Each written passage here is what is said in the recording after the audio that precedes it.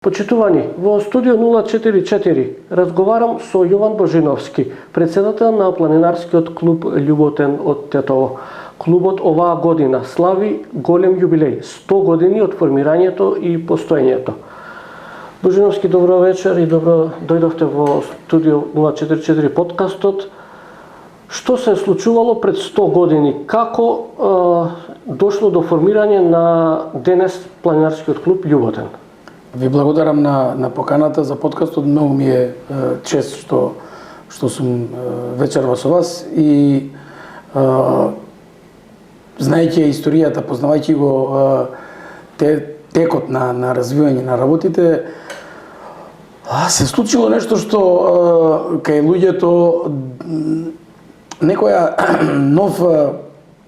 нов ветер или некој нов бран кој што во тоа време се случувал нели во други светови во Европа, во други делови во Европа и тоа се случило и нас, што всушности не оддалечува многу од тогашниот свет во Европа, нели.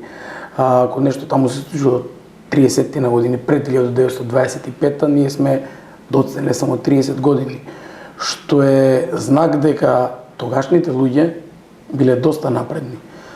Но во позадина на сето тоа се случувала Шарпланина, затоа што Шарпланина е оствари основата на она што клубот е денес, нели, целиот тој масив кој што луѓето го гледале, го живееле со него, живееле претходно од економски побуди, нели, сточарство, сеча на дрва и огревни дрва и се тоа, но како се поминуло времето, доаѓа оваа нова гранка во тоа, нели, како спорт, рекреација, нели, рекреативно организирано движење на планина и нели после првата светска војна всушност во Тетово како инженер за оваа шумска област на Шарпланина доаѓа Орестије Крстич, кој што бил човек кој што бил, нели, шумарски инженер, со завршени студии во Франција, познавајќи ја проблематиката, познавајќи го проблемот на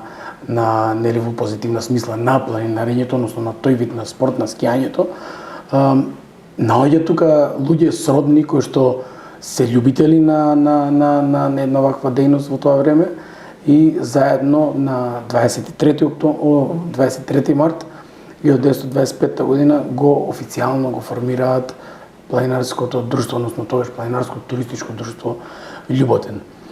Ние реално од тој период немаме некој трак документ запишан, документ дека тогаш, нели, е регистрирано друштвото или не. Тоа е во потоцениот период, но тоа е датумот каде што низ годините потоа се провлекува дека е формиран клубот. Луѓето кои што во тој период почнале да се движат на Шарпланина, запознале нешто што е ново за нив, започнале да истражуваат. Значи, тоа биле нови истражувања со цел да се дојде до една одредена точка и, нели, на таа точка да се ужива, односно да се поминува одредено време. Да се направи успех, да се направи нешто што како да се види нешто што до тогаш не е видено во другиот дел од градот и тоа да се пренесе. Значи, тоа е накратко да кажем што луѓето ги потегнало тој ентузијазам кој што после понатака, запознавајќи ги понатака проблемите, односно предизвиците во планината, тогаш започнуваат со развојот. Така, кон што се движи тој развој, да речеме, нели, тогаш самото општество имало друг вид, нели, на ситуација, на состојба, нели, од разлика од сега, други предизвици, претпоставувам, имале, што им било потребно, дали знаеме, нели, првин, верувам дека имате некои информации, што било предизвик тогаш за да се биде планинар во 1925 година и годините што следуваат? Кога учиме, кога работиме за историја, кога навлагаме во историјата, мора да го знаеме тоа што го кажавте, општествено-политичките прилики кои биле на народот. Тоа е уште повоодушевувачки што многу тешки биле приликите во Тетово во тој период, нели, немало ништо што денес го имаме, нели, па и што го имали покасно во периодот. Но тоа е она што воодушевува, што они и во такви услови, каде што тие млади луѓе требале да излезат надвор од својот дом и да донесат парче леп дома, сепак наоѓале време за еден вид на спорт, спортување, забава, престиж во одредена гранка на тоа постоење, за да може да се движат на планина. Така да тогаш планинар да се биде, јас ја имав честа да разговарам со Никола Николовски Колорот, кој што беше во овие простори одамна, и кога го прашавме него што беше потребно да имате за опрема за планинарење, и тоа беше од него, ние имавме волја, ние имавме желба, ние имавме волја, чест, кејф тетовски да одиме на Шара. И тој го прашавме Доро какви кондури носевте тогаш. Ние носевме кондури кои што кога ќе заврнеше во Призрен уште од тогаш влага фаќа на оваа страна од планината. И потребната опрема не ја знаеле. Ја учеле тогаш. Гледале од некој кој што имало луѓе кои што биле од тука испратени после понатака 29-та година, брат Соне Аврамовски е испратен од Орестија Крстич, кој што веќе 29-та година станува градоначалник на Тетово, повеќе можности за развој во тоа обкружување. Го испраќа брат Соне Аврамовски, кој што нели бил дел од скаутите, од соколите, се извинувам, соколите во Тетово, го испраќа во Марибор и на курс да научи, нели, скијање, спортско скијање. Знаеле да се спуштаат со скине, не знаеле техника на скијање. И кога се враќа тука во 29-та година и го формира и ја формираат и секцијата во рамките на клубот. Скијачката секција во рамките на планинарското друштво Љубот. Паралелно, значи, оди развојот и на планинарењето и скијањето. Истите луѓе биле, планинарите и скијачите биле фактички истите луѓе, и истиот клуб бил, истото друштво било, истата организација била, и тоа се провлекува и после Втората светска војна до почеток на 50-тите години. Така. Фактички зборуваме веќе за некои фази во развојот и во постоењето на планинарскиот клуб Љуботен. Дали може да одвоиме од 50-тите години па наваму други некои фази што се битни да ги споменеме, што биле значајни за клубот и за планинарењето воопшто? Видете, фазите се доста интересни и јас баш така ги низ историјата ги делам, и кога ќе ги согледаме работите, ќе се вратам пред 50-та, пак ќе се вратам пред таа Втора светска војна, затоа што тоа е доста интересно, освен овој ентузијазам, заедничките напори за да се организира и се движи на планина, произлегува потребата од материјална база. Кој што на атлетичарите им треба терен за трчање, кој што на тенисерите им треба терен за играње, кој што на кошаркарите им треба терен, планинарите имале планината, но им била потребна материјалната база, тоа се планинарските домови. И тогаш се градат и првите планинарски домови. 31 година се гради првиот планинарски дом Љуботен на Шар, тој е првиот планинарски дом во Македонија изграден. 34 е домот на Попова шапка, и тие се една-две работи кои што се истакнуваат во тој период, освен она пионерството кое што се појавува во тој период, и организирањето на првите надпревари, кои што се скијачки надпревари, затоа што тие биле организирани од нашето друштво, се првите организирани надпревари. Тоа е да замислиме нешто сега. Тогаш на Попова шапка немало ништо, 34-та година немало објект, немало ништо, а тие сепак од тука пешки се качиле догоре, организирале надпревар и се вратиле назад. Тоа е нешто што можеби денес оддалеку кога гледаме изгледа доста чудно, но кога ќе навлезе човек во сршта на идејата која што тие луѓе ја гаеле, за нив тоа било подвиг кој што бил многу лесен. Така. Планинарскиот клуб Љуботен е познат, нели, по искачувањето на Тито врв. Чинам и ова е дел од тие фази на развој во клубот, почнува многу одамна. Така. Тито врв е како настан сам по себе веќе бренд. Самиот настан сам по себе е бренд. По документација, кој што знам, по луѓе кои што повозрастни во клубот кажуваат, во периодот на 70-тите се искачувал за 25 мај по денот, нели, и роденденот на Тито. Денот на младоста. Денот на младоста се искачувале секој од секоја република по некој врв. Ние тука сме го искачувале Тито врв, нашето друштво го искачувало Тито врв.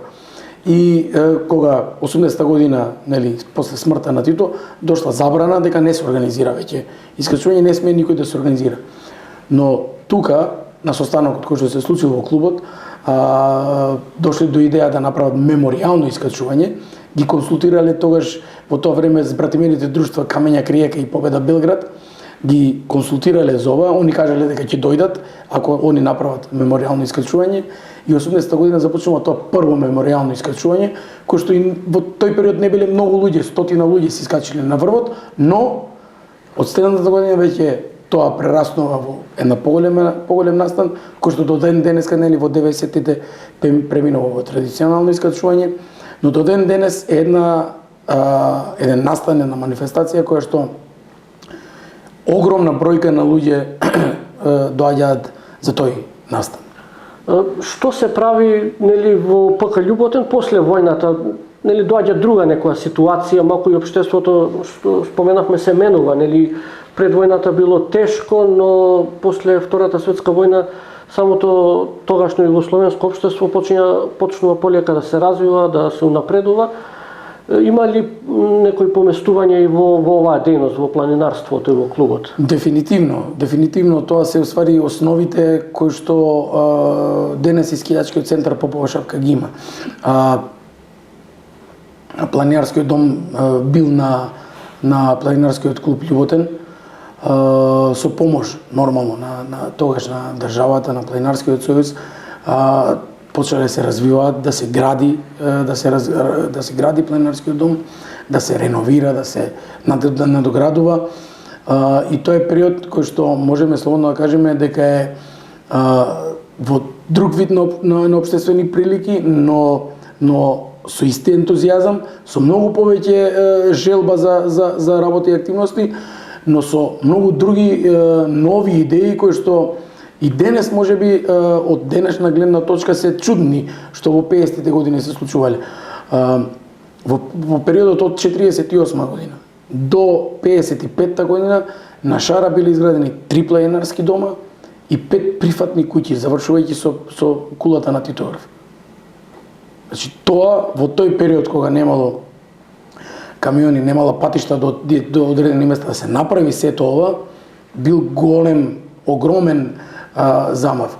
Во тој период во рамките на друштвото се отвора предпријатие во рамките на самото планинарско друштво кое што имало 26 вработени и тие 26 вработени фактички ги воделе тие планинарски домови. И јас кога ги читам записниците од 50-тите години на друштвото, се чувствувам како да читам нешто што ќе се случи во иднина. Затоа што кога читаш како размислувале тие во тој период, значи сега е нели, она врв на Алпи да одиш хат до хат. Значи ние сме го имале во 50-тите години тоа. Значи водичот на планинарски домови од Коларчев универзитет, кој што е издаден од Планинарскиот сојуз на Југославија, кога ќе отворите на делот на Македонија, први се планинарските и прифатните куќи на Шарпланина, кои што постоеле во тој период. Сите се со колку легла, кај да се обратиш, кој стопани собственик, секаде стои планинарско друштво Љуботен. Кој стопани со како работи, што работи, кој период се отворени. Нешто што денес е замисливо затоа што имаме 2 планинарски, да кажем 3 планинарски дома на Шара. Така да тој период е доста интересен, масовноста на луѓето кои што потекнувале од Тетово, не само од градот, тук и од околината, се зачленуваат во планинарскиот клуб Љуботен. Имаме бројка од 950 члена во 52, 53, 4 година, што е доста интересно и доста вредно во тој период. И тука можам да ги споменам затоа што до 49 година планинарењето и скијањето биле заедно. 49-та година се формира скијачкиот сојуз и тогаш веќе љуботен скијачки клуб оди на една страна. Пак били истите луѓе, но како клуб веќе функционира скијачкиот клуб љуботен и планинарскиот клуб љуботен. И тука можам да го спомнам шарпланинскиот клуб кој што првите почетните 3-4 шарпланински купа, па и во текот на 50-тите биле доста поддржани од и со луѓето кои што биле членови на планинарскиот клуб љуботен. Ние се наоѓаме во планинарскиот клуб љуботен во просториите, нели, на клубот. Кога се, нели, од кога датираат овие простории и слободно можам да кажам и верувам ќе се согласите и овие простории се со значајна база на клубот. Ако нема човек база, многу е тешко да организираш. Можеби ќе организираш, но немаш свраќалиште каде што имаш состанок, на тој состанок, освен тие технички, административни работи што се вршат, се разговара и луѓето се зближуваат. И тоа е она што клубот го држи низ годините. Канцеларијата на клубот низ годините има, ова е петта канцеларија која што клубот е имал низ годините. Пред војниот период и веднаш после војниот период биле канцелариите во некаде карши хотел Македонија, во тие дуќанчиња, некоја читална, тогаш била библиотека читална и тука имале канцеларија, потоа биле во општината на старото место кај што е културниот дом, сега што е споменикот, тука била општината на општината и позади тука имало пак некоја просторија која што тоа е веќе во 50-тите години каде што таа функционирала. Во 60-тите години некаде карши судот имале просторија, планинарскиот клуб љуботен, и веќе од 80-та, крајот на 70-ти, почеток на 80-ти е оваа просторија, така да веќе колку 45 години сме во овие простории и самиве простории веќе се доста познати на луѓето кои што доаѓаат од страна и се препознатливи и за самиот град, затоа што се простории кои што се отворени, се простории за сите луѓе кои што сакаат да дојдат. Од тука произлезе идејата за отварање на инфоцентарот и од тука и имаме и една следна идеја, тоа е формирање на еден музеј на планинарството и скијањето во Македонија. Така, веќе имате ви голема основа за тој музеј, нели? Сите тука што доаѓаме знаеме колку вредни работи има и што го чуваат споменот на дури и на формирањето на љуботен, но и сите овие 100 години, што може да одвоиме од тие нели работи, предмети што го поврзуваат љуботен, што се чуваат тука во клубот? Огромен е бројот на предмети, различни предмети и предмети кои што се сведоци на едно време. Фотографии, неколку илјади. На кои што неколку илјади, на кои што ја гледаме шара, каква што веќе не можеме да ја видиме. Предмети од видот на планинарски ранци, на планинарски чевли, кој што сега ни е чудно како ги носеле и како се носеле со нив во тоа време. Скии кои што немале ивици, немале оние маркери кои што денес ги имаме, стапчиња,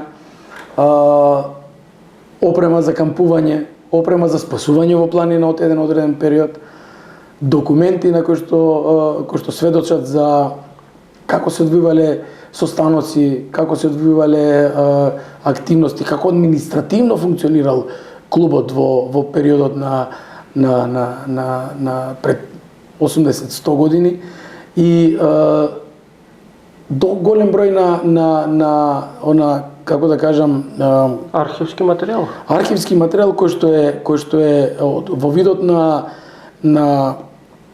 значки, беџеви, постери, да.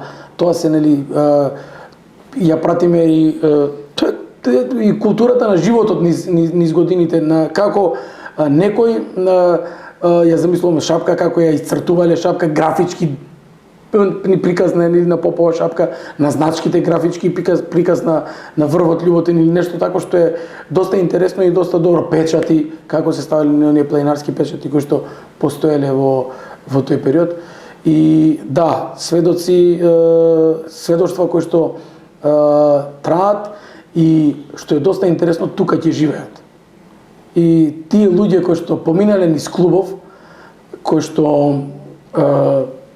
се заборавени одамна во општеството, во клубот се спомнуваат на секој состанок, се некој од тие луѓе ќе се спомене делото негово, ќе се пренесе тоа на младите генерации кои што ги имаме во клубов, така тие луѓе живеат. Тука ќе извадиме некој албум кој што бил на некој од тие стари членови, ќе го покажеме на луѓето, ќе ги знаеме луѓево, ќе ги препознаеме тие стари луѓе на фотографиите, стари скијачи, стари планинари и така.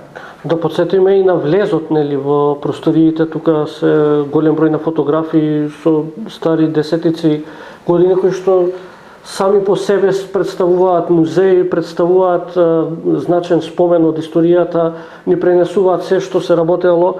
Тука за мене е впечатливо ова знаме позади вас,